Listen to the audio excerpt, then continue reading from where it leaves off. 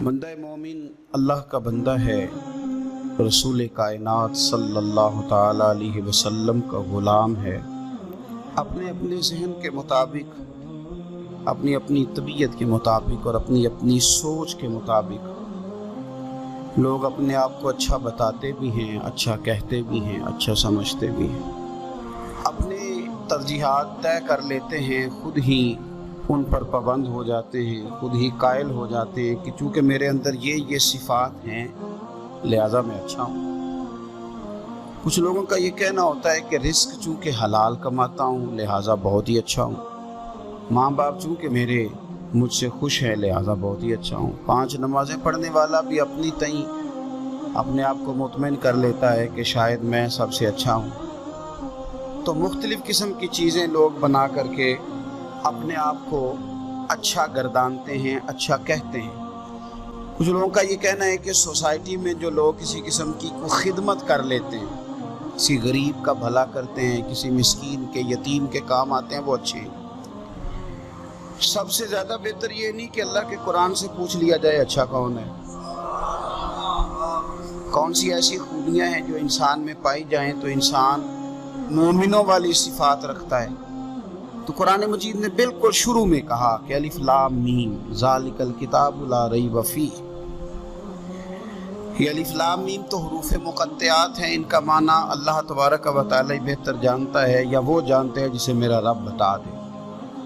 ذالک الکتاب لا ریب فیہ فرمایا یہ وہ بلند مرتبہ کتاب ہے جس میں کوئی شک نہیں۔ یہ نہیں فرمایا قرآن میں شک کیا نہیں جاتا، قرآن پاک میں شک ہے نہیں۔ اگر کوئی شک کرتا ہے تو اس کے دماغ میں شک ہے، اس کے ذہن میں شک ہے، اس کے باطن کے اندر فطور ہے۔ قرآن میں شک نہیں۔ ھدی للمتقین، قرآن ہدایت ہے پرہیزگاروں کے لیے۔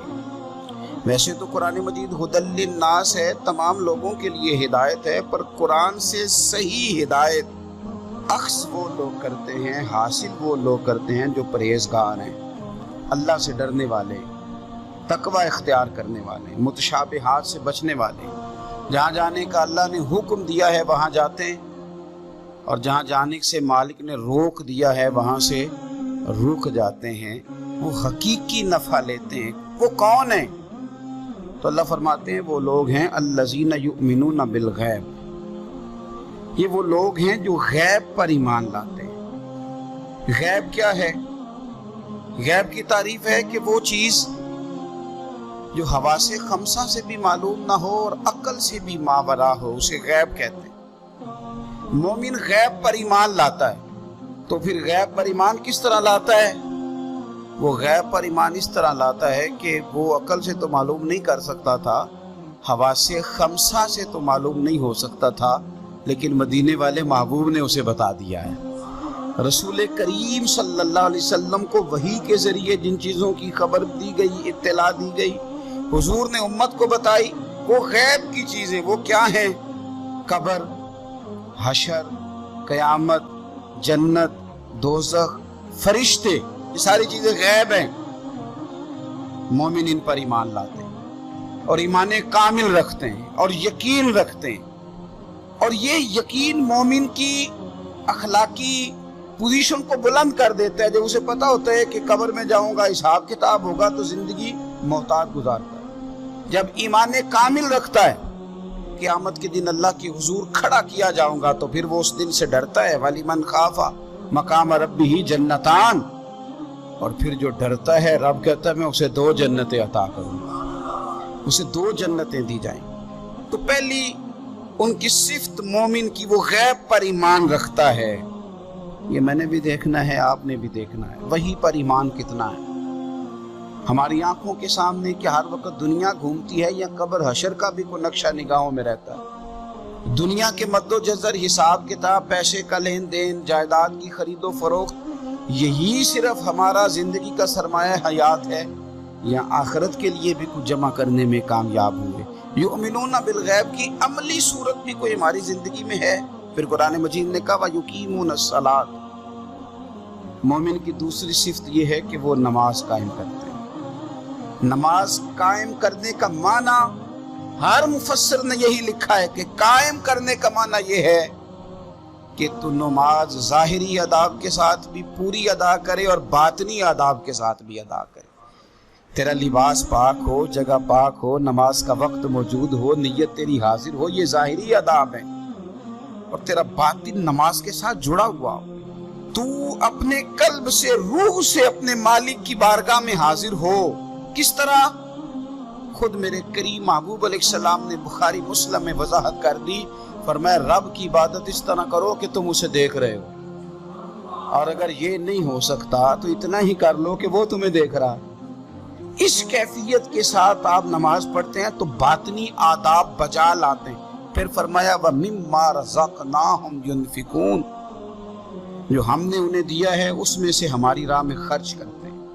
اللہ کی بارگاہ میں صدقات، خیرات، زکوٰۃ، ان کے ساتھ رب کا قرب حاصل کرتے ہیں. اللہ نے جو تقسیم رکھی ہے کہ بعض کو مالک امیر بنا دیتا ہے، بعض کو غریب بنا دیتا ہے، تو وہ پھر صدقات کو ٹیکس نہیں سمجھتے، وہ کسی کو دینے میں بوجھ محسوس نہیں کرتے. وہ سمجھتے ہیں کہ یہ تو مالک کی تقسیم ہے، میرے اس نے ذمہ لگایا ہے، میں نے دینا ہے.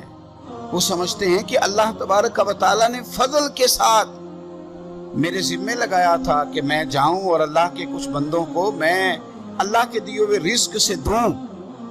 کچھ مفسرین نے یہاں بات کو اور کھولا ہے. وہ کہتے ہیں رزق سے مراد ہے جو بھی اللہ نے دیا ہے. پیسے دیے ہیں تو وہ اللہ کے رستے میں دے، علم دیا ہے تو اسے بانٹے.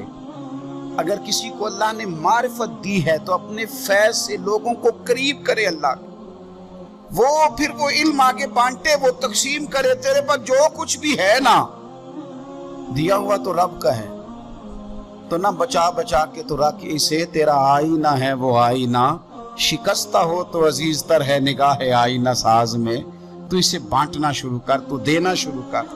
اور لوگوں کا خیال ہوتا ہے کہ بانٹنے سے کم ہوتا ہے، نہیں، بانٹنے سے بڑھتا ہے. کنویں سے سارا پانی نکال لو تازہ آ جاتا ہے، شرط یہ ہے کہ سارا نکل جائے. آپ علم جتنا بانٹتے ہیں اتنا یہ بڑھتا ہے. آپ جب بات کر رہے ہوتے ہیں، علم دے رہے ہوتے ہیں، تو وہ صرف دوسروں پر اثر تو نہیں کرتی. جب آپ بات کرتے ہیں تو آپ کی بات آپ پر بھی اثر کرتی. تو آپ کا علم بانٹنے سے مضبوط ہوتا ہے، وہ دینے سے بڑھ جاتا ہے.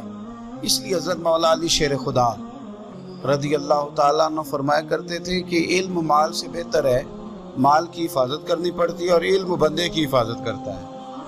وہ اس کے گرد حصار بنا دیتا ہے. حفاظت جو اللہ نے تجھے دی ہے بانٹ اس کے رستے میں. پھر مومنوں کی صفت بیان کی. ایک تو یؤمنون بالغیب، غیب پر ایمان رکھتے ہیں، وَيُقِيمُونَ الصَّلَاةَ، نماز قائم کرتے ہیں، وَمِمَّا رَزَقْنَاهُمْ يُنْفِقُونَ، جو ہم نے انہیں دیا ہے ہمارے راہ میں خرچ کرتے ہیں. اور پھر فرمایا وَالَّذِينَ يُؤْمِنُونَ بِمَا أُنزِلَ إِلَيْكَ، اور جو ہم نے آپ کی طرف نازل کیا حبیب، اس پر ایمان لاتے ہیں. کتاب کو، قرآن کو سینے سے لگا کے رکھتے ہیں، اس کے ایک ایک حرف کو وہ اپنے لیے دستور حیات سمجھتے ہیں. ایمان لاتے ہیں پختہ. وما انزل من قبلک، اور اس پر بھی ایمان لاتے ہیں جو آپ سے پہلے نازل کیا گیا. آپ سے پہلے جو نازل کیا گیا اس پر بھی وہ ایمان لاتے ہیں. یعنی تورات ہے، زبور ہے، انجیل ہے، اگرچہ کتابیں بدل دی گئی ہیں پر اللہ کی کتابیں تو تھی. ان کے جو احکامات موجود تھے اس پر وہ ایمان لاتے ہیں، ایمان رکھتے ہیں. ایک بات اور بھی یہاں سے ختم نبوت کا مسئلہ بھی حل ہوتا ہے. کہا گیا ایمان دو چیزوں پہ ہے، والذین یؤمنون بما انزل الیک وما انزل من قبلک. ایک اس پر ایمان لاتے ہیں جو آپ پہ نازل ہوا، اور ایک اس پر جو آپ سے پہلے نازل ہوا.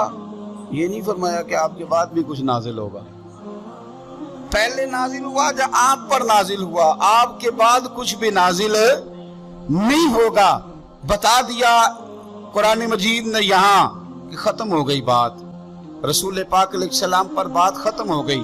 نبوت کا سلسلہ رب نے ختم کر دیا، زندگیاں ختم ہوئی اور قلم ٹوٹ گئے، پر تیرے اوصاف کا ایک باب بھی پورا نہ ہوا. ختم کر دی بات یہاں مالک نے، ختم کر دی. اب یہ صفات جن لوگوں میں پائی جائیں کہ ایمان بالغیب بھی ہو، نماز کا قیام بھی ہو، اللہ کے راستے میں خرچ بھی ہو، جو پہلے نازل کیا گیا اس پر ایمان ہو، جو حضور پر نازل کیا گیا اس پر ایمان ہو، تو رب کیا فرماتا ہے؟ فرمایا اولئک علی ھدی من ربہم، یہی لوگ ہیں جو اپنے رب کی توفیق سے ہدایت پر ہیں، اللہ کی طرف سے ہدایت پر ہیں، وَأُولَئِكَ هُمُ الْمُفْلِحُونَ، اور وہی لوگ ہیں جو دونوں جہانوں میں کامیاب ہونے والے ہیں۔ یہ کامیابی والے لوگ یہاں بھی اور وہاں بھی۔